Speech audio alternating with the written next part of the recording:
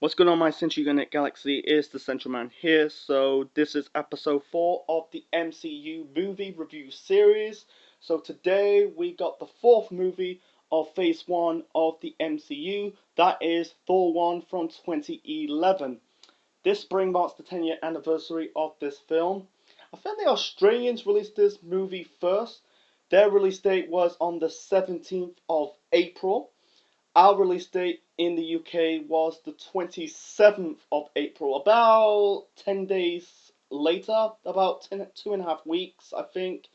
And then the American release date of this movie was on the 6th of May. I think that was a week later. Anyway, so let's talk about the cast of this movie. The guy who played Thor was Chris Hemsworth. Um, he's the best Thor so far. It's only have, I think there's two guys playing the live action Thor. One was part of the Lou Ferrigno Hulk era. That was in the 70s, late 70s, going into the early to mid 80s. And then you got Chris Hemsworth, he's in part of the MCU era, like 2011 to the present day. Anyway, the movie was good so far. The first movie. Out of the trilogy of Thor movies, so far has been three. We got the new movie coming up in 2022. I'll talk about it later on. I place Thor 1 in the middle. The best Thor movie has to be Ragnarok from 2017. Third place has to be Thor 2, Dark World. That movie was released in 2013. That's third place. We'll get to that movie when we get to phase 2. So far, we're halfway there of phase 1. Anyway, let's get back to the cast. Anyway, that movie put Chris Hemsworth on the map. He was in the movie the previous year in 2010. I think it's called Cash. You got Sean Bean, who plays Ned Stark in Game of Thrones. He appeared in Lord of the Rings. He was the Bond villain in GoldenEye. That was in like 1995, I think. With Pierce Brosnan. He was the James Bond at the time. Right now it's Daniel Craig. He was a good actor, Sean Bean. I think the recent really TV show he was in was called Oath. It looks good. It's in America. I don't want to get into it. Anyway, besides that, I think the first exposure was in the Australian soap called Neighbours alongside his brother Liam. Liam was, his first exposure in Hollywood got to be the Hunger Games film, with Jennifer Lawrence and Donald Sutherland and Josh Hutcherson. And then he appeared in Expendables 2. Um, did he appear in Ghostbusters? It might be Chris Hemsworth. Anyway, so yeah, that movie put him on the map. I'm talking about Thor, Chris Hemsworth. We got Natalie Portman. He plays Jane Foster. She did okay, not to say she came off annoying or she's got a face of a smack ass. I like her character. Um, you could tell in that movie between Thor and Jane, they kind of like had some feelings. They kissed in the end in the third act of the movie. Basically Natalie Portman is an established star. She is, she won I think won a Golden Globe, Academy Award winner, appeared in movies. My favorite exposure of Natalie Portman has to be the Star Wars films, as Padme. Was it Padme? Like in the prequels of Star Wars. Phantom Menace, Attack of the Clones, Revenge of the Sith. That's my first exposure to Natalie Portman, and then she appeared in a movie with Dustin Hoffman. I think it's Mr. Mongolian, one is Emporium. I can't pronounce the name. It was a movie back in 2007, and then Black Swan with Mila Kunis and is it Vincent Diesel? Because he appeared in that Bottom movie in 2000, and she's a good actress. Sorry, Natalie Portman. I think people have like a mixed bag of Natalie Portman in movies. Anyway, and then we got Stellan Skarsgård as was it Civic? Yeah, Civic is basically a scientist. Stellan Skarsgård, he appeared in a lot of movies. I think one movie with I think it's called Angels and Devils with Tom Hanks, Mamma Mia with Meryl Streep, Pierce Brosnan, Colin Firth, Amanda Seyfried, um, Julie Walters. I saw the first movie. I saw the second movie. It's not my cup of tea. Anyway, he plays Eric Selvig. Anyway, you got Idris Elba as Heimdall. Um, he's okay. Didn't got enough to. He had one or two scenes in this movie. He did okay. He did fine. We got Tom Hiddleston as Loki. Yeah, he's got to be one of the best villains. In the MCU alongside Thanos. I'll get to his character a little bit later on. We got Anthony Hopkins as Odin. He's Thor and Loki's father. I think he's an established star as well. We got Rene Russo as Frigga. I'm not racist. Frigga. I think that's the name of Thor's mother. She appeared a little bit in the third act of the first movie when Odin's in this sleep. And then we got Colin Phil. Colin Phil as Laufrey. He's kind of like the king of the Frost Giants. He is the weakest villain out the MCU so far. It's very funny that we got Loki's one of the best villains of the MCU, and I don't know if he's the worst villain of the MCU. I'm guessing it has to be Ben Kingsley's character as the Mandarin from Iron Man 3. Oh, we'll get to Iron Man 3 in phase 2. Anyway, we got Josh Dallas as Frandal. We got was it Jamie Alexander as Sif. I don't. I think she's okay. She appeared in Thor 1, Thor 2, didn't appear in Thor 3, or even the Avengers movies. She's gonna appear in Thor 4, that is Love and Thunder, including Natalie Portman as Jane Foster. Yeah, that's the next movie that released in 2022. Thor, Love and Thunder. We got Kat Dennings as was it Darcy Lewis? That's her name. She is funny in this movie. Um, and then I forgot Ray Stevenson as Foxdal. These names, man, they're gonna drive me crazy. When I get to Black Panther, I'll be struggling pronouncing the actors' character names of that movie. That really will drive me mad. He plays that giant character. That's Rafe Stevenson's character. Anyway, let's get to the plot. I don't talk about the whole plot. That'll be too long. I'm trying to keep about 30 to 40 minutes tops. Anyway, so this is all about Thor got banished to Earth. But basically, he was about to be king. And then you got like the Frost Giants invade Asgard because they told a good story. Because this film, the first two Thor movies, they're going into that Viking mythology, and then by the time Thor 3 Ragnarok, it's proper sci-fi. It's a bit, yeah, it's half Viking mythology and half sci-fi all in once. I kind of like it. They told like an origin about like the Frost Giants and Thor and the people of Asgard. They fought in this little town called, was it Tronsborg? They fought in Norway. Odin guys lost an eye, and they got this cube. I'm guessing that's an Infinity Stone.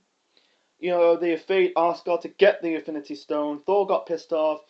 They went to this planet called, I think it's called Jotunheim. That's the name of the planet of the Frost Giants.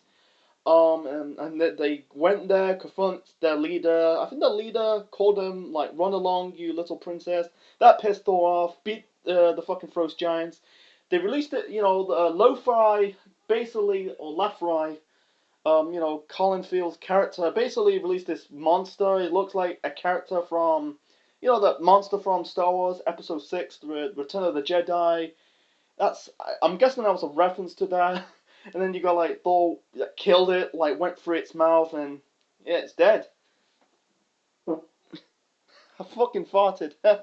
Anyway, so let's get back to this plot. Anyway, Odin got pissed off. Both Thor and Odin had like the arguing, and Thor went back. Really, Thor was exiled to Earth, stranded in New Mexico, and then he he got hit by a car. Inside the car, you got Jane Foster, Darcy, and Selvig. And then there's funny parts in this movie. They're in this diner, and Thor's drinking coffee. This is the first time he was in planet Earth. Some people compare Thor to Superman because they're both aliens. Thor's come from Asgard, Superman's from Krypton. He's born in Krypton. And he grew up in planet Earth. Anyway, Thor was drinking coffee for the first time. I want more. He basically throw the cup down, drop the cup, like throw it down on the floor and say, "I want more." And then you got Jane tell Thor, if you want more, you got ask, and don't throw stuff. Yeah, because Thor he's acting like he's still in Asgard. It's kind of funny. And also another funny part, you had in the hospital, basically Jane run over Thor again because Thor was struggling. He's escaped from trying to escape hospital for the first time. He's like the doctors, the nurses trying to help them, and then he got restrained by the doctors, the nurses, and the security guard. One like stick a needle around Thor's back. It was basically a needle with a drug to calm him down. He was restrained. I'm guessing he escaped because he's still fucking strong. And then, Jane backed down the Jeep. They were driving on a Jeep. And basically, Jane really backed up and accidentally hit Thor by mistake. That was a bit funny. Darcy cracked me up in this movie. There's one scene. This is the topless scene. Chris Hemsworth was jacked. I think reports that he packed on 9 pounds of muscle. He doesn't train like a bodybuilder. Bodybuilders tend to be like big and bulkier. He has the body of a male's physique model. He's like just focus on looking the part. He's just damn lean. Darcy had that look. It's the type of look that it kind of it attracted Darcy. It had that look where girls find sometimes men attractive with muscles. They find guys with muscles attractive. Darcy had that look. That sex appeal look. Go look if you got this on the Disney Plus app. Go and look and watch that scene. You can tell watch Darcy's face reactions. She found like Thor a little bit hard. He said about oh, maybe this homeless guy be crazy, but he's good. Darcy was a good character. It's a shame. I hope she comes back to Thor 4 because she appeared in Thor 1, Thor 2, didn't showed up in Thor 3. They move away from that, and then I hope she appeared in Thor 4. She cracks me up. Like she tases Thor in the desert because Thor was stranded in New Mexico. And then she had that look in her eye, that glee in her eye when Thor was topless. And also, they got this Donald Blake reference. I don't understand. I'm guessing Jane say it's her ex-boyfriend. I heard it's the alter ego of Thor. I'm not 100% sure. Anyway, we got a cameo appearance of Stan Lee. They got the hammer surrounded in the field. It was because they showed it in the post credit of Iron Man 2. Continue in Thor 1. People are trying to pick up the hammer. They couldn't do it because the hammer is so heavy. And then, Stan Lee's character is trying to attach the chain was attached to the truck, and the truck completely ripped off. It ripped off the bottom half of the car. And that was funny. They were trying to do it. It couldn't budge. Thor was basically trying to did it later on. Because they tracked down the hammer. He beat down the guards, trying to pick up the hammer. Couldn't do it because Odin exiled Thor because because he's reckless. He was basically reckless, trying to start war with the frost giants. He took his powers away, took the hammer away. He cannot lift the hammer. Anyway, let's get to Loki's character. Anyway, Loki, Tom Hiddleston's character, he's the main villain of this movie. Because Laufey, the leader, the king of the frost giants, I think he's really the backup guy of Loki. He's basically the co-villain. Yeah, he's got to be the worst. Not the worst, but one of the weakest villains of the MCU. Lack of character development. Loki. They in one scene he was holding the cube and his face was blue. He was blue, and and Loki find out that Odin's not his son. He is half frost giant, half Asgardian. Unfortunately, we're never gonna see it again. They never brought up ever again of Loki's origin because after the first movie, you never seen Loki turning blue ever again. Yeah, Odin went into a deep sleep. I thought it had a heart attack, but unfortunately, the Odin sleep. He's not dead. Yeah. Colin Firth's character was killed in this movie because he's about to kill Odin. In this is the third act of the movie. He's about to kill him, but instead he got killed by Loki, and you never see him again. I don't know. It's like I don't think he's purposed to be a strong villain in the universe. Loki, he's a bit 50-50. He can be a serious villain one time, and the next thing he could be a comedy villain. You can see that glimpses in the first Avengers movie, and also in Ragnarok in 2017, and maybe in Thor 2 in 2013.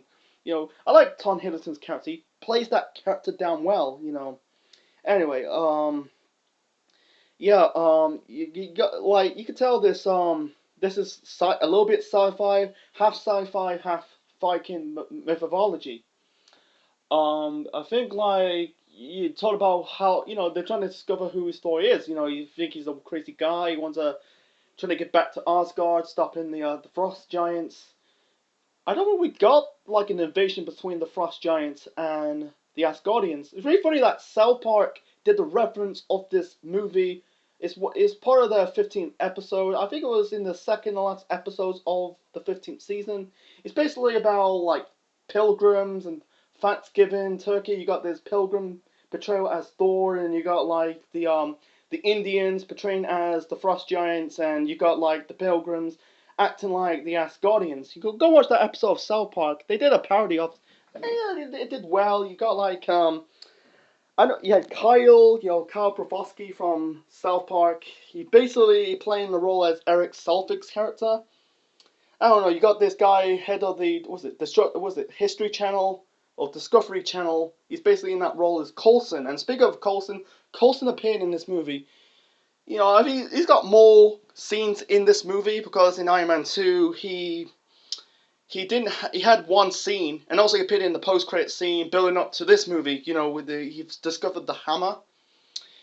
The Shield guys, they came off as dicks in this movie, but basically there's one scene they took the equipment of, with with Jane's equipment, Selvig's equipment, Darcy's iPod. She brags about the iPod. That was kind of a bit funny.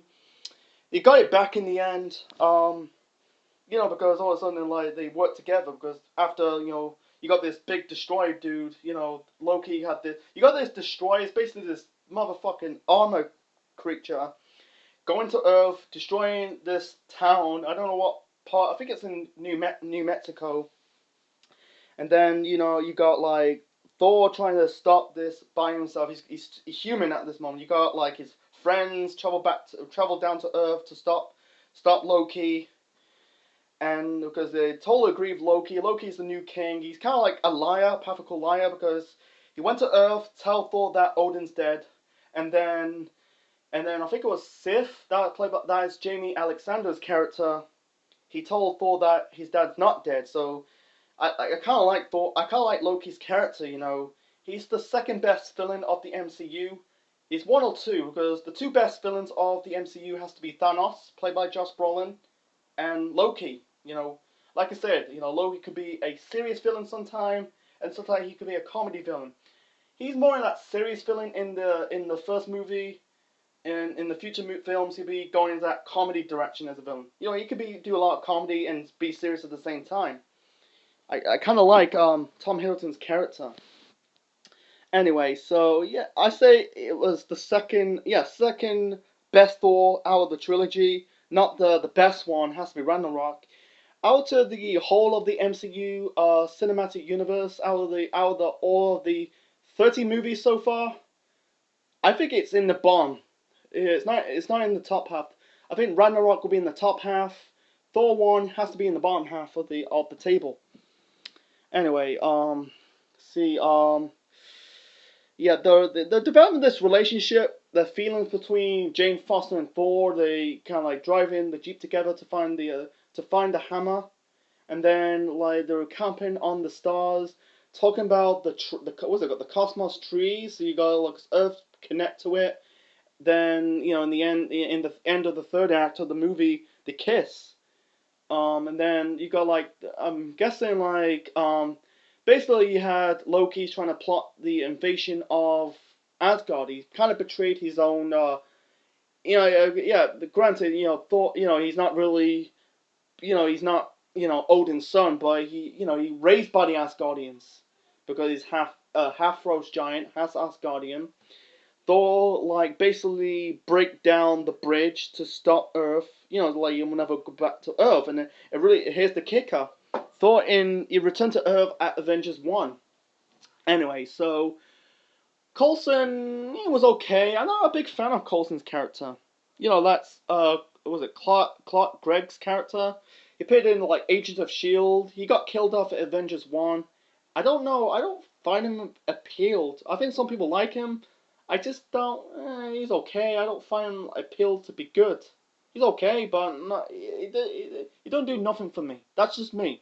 I'm more of a minority of this, but anyway, we got a cameo appearance of not just Stan Lee. We had a cameo appearance of Hawkeye, introducing of Hawkeye. It's in that scene when Thor trying to get the hammer, and he fought this big black guy, and then you got Hawkeye basically pulling the arrow. Everyone knows Hawkeye is basically Marvel's version of Green Arrow.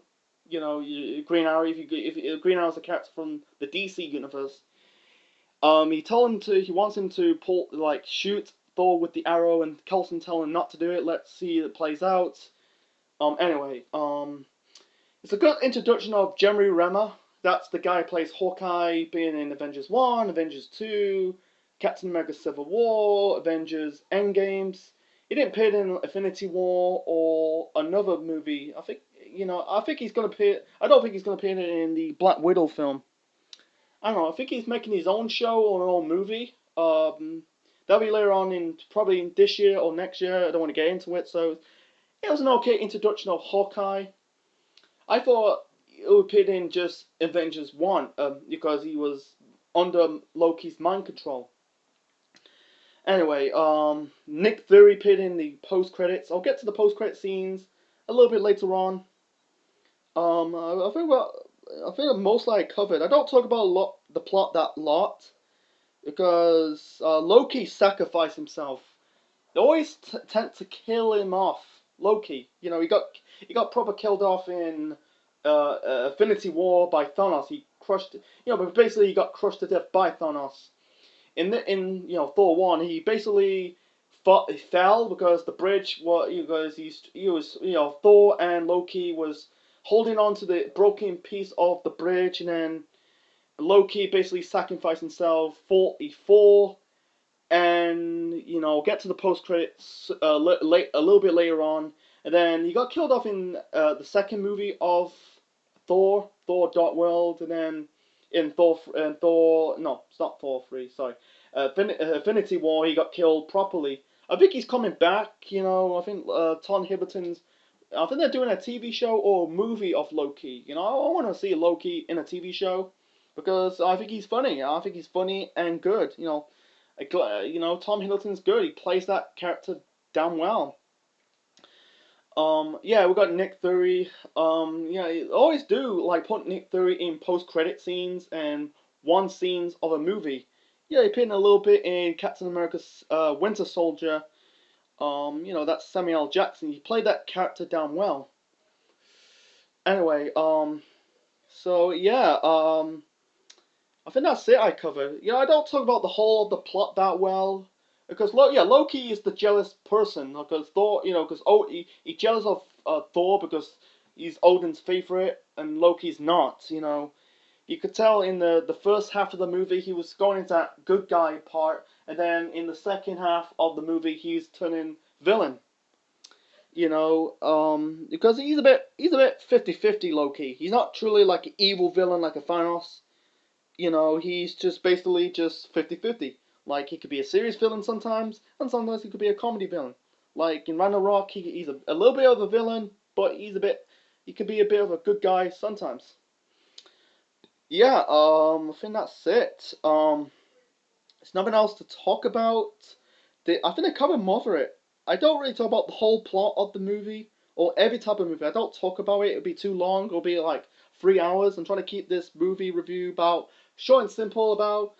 I think the time for every time doing this series of me reviewing Marvel movies, always trying to keep it about 20 to 30 to 40 minutes. So anyway, so yeah, this movie, I say it was the second it was the second best out of the three films. The best movie has to be Ragnarok, and then third place is Dark World.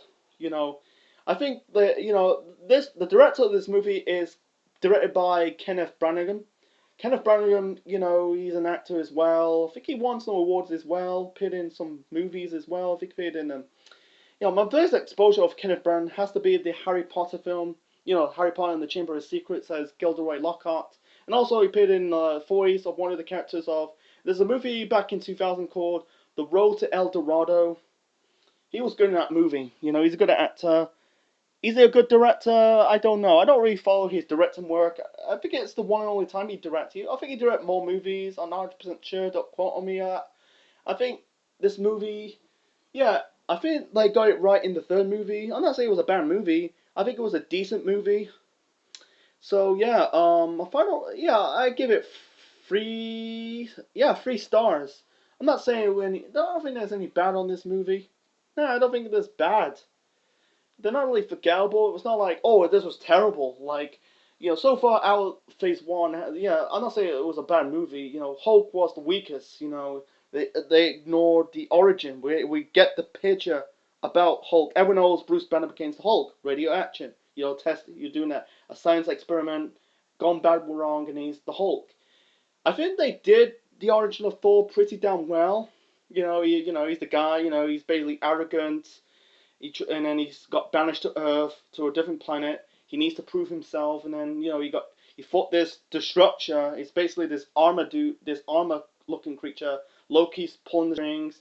You give him like this bitch slap, and they tease like he's dead, and then I think Odin brought him back to life. The hammer basically flied out of the area into the hands of Thor, and he's Thor once again. With the god of thunder, wearing the cape, wearing the armor.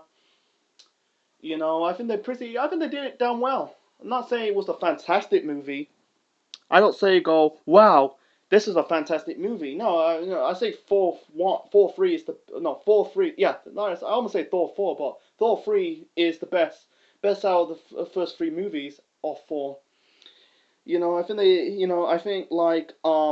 I think at the time people will give it like 2 stars, but I give it 3 stars. I think it was a decent movie.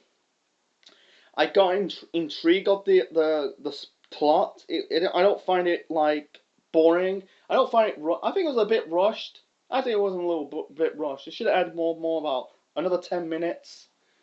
Because it's an hour. I think it was an hour 56. Because I watched this on the Disney Plus app. Like the two movies, including the Incredible Hulk movies. Like Iron Man 2, Iron Man 1, Incredible Hulk. That was about into that 2 hour plus mark, and then Thor is an hour 56. Anyway, so let's get to the post-credit scene. They're just planting this. Yeah, they're planting the seeds for the first Avengers movie. That'll be the following year in 2012, and also Captain America 1. Anyway, you got Selvig arrived. You had Nick Fury talk about this box, this cube. I think we get this origin of the cube in Captain America 1. That'll be the next movie review next week. And we got the return of Loki. Loki appeared like this image because I'm guessing Selvig. I'm guessing like Loki's powers are he's a shapeshifter and also does these holograms. I'm guessing he's disguised as Selvig because in Thor 2 he's in a fucking loony bin. he's acting wacky. He was like running around naked. Another that's a future Marvel movie review for another time. That's Thor 2 Dark World. Anyway, so yeah, I think that's more I covered. So yeah, that's it. So yeah, I give it 3 stars. So hope you enjoy my review of Thor 1 from 2011. Leave your thoughts in the comment section below. Smash the like button and subscribe to the Central Man Network on YouTube. Yeah, next time will be Captain America 1. I'm looking forward to watch this movie. I never got a chance to see the first movie of Captain America 1. I just saw like Captain America 2, that is Winter Soldier, and Captain America 3, that is Civil War. So I'm looking forward to is it good? The first Captain America movie. I have to wait and find out. So yeah, thought that's my review of Thor 1. Yeah, it's a decent movie. I covered mostly I covered. The fight scenes were good. Not great. They were getting there. I think the first 2 movies or 3 movies, Iron Man 1, Incredible Hulk, Iron Man 2, they were getting there. We're getting there. I think it get better than the next couple films, future movies. The fight scenes. The fight scenes were good. I like the fighting the Frost Demons in Jotunheim, and also the fight with the destroyer. That was okay. Still rusty in that department, but yeah, I'm gonna end this movie review. So leave your thoughts and comments below. Smash the like button and subscribe to the Central Man Network on YouTube. We're nearly there. I nearly watched all 6 movies of Phase 1 of the MCU. We got 2 more movies yet to come. We got Captain America. The next movie review is gonna be Captain America 1, the first Avenger, and then we got the first Avengers movie. That'll be in a fortnight's time. So yeah, I'm done. So hope take care of yourself. Hope you enjoy your rest of your day, evening, whatever parts of the world you're from. And this is the Central Man officially signing out. Check you later. Like I said, subscribe to the Central Man Network on YouTube for more wrestling videos, Marvel videos, reviews of MCU movie reviews. You go and check it in my playlist. I did a playlist for so far in Phase 1. And also I review WandaVision. Episode 3 of WandaVision will be this Wednesday, and also I'll review NXT. The next NXT review will be this Monday. Actually, it'll be this Thursday because this Monday I'm reviewing the Royal Rumble. So yeah, enough of my talking. I'm gonna enjoy my rest of the day. Check you later.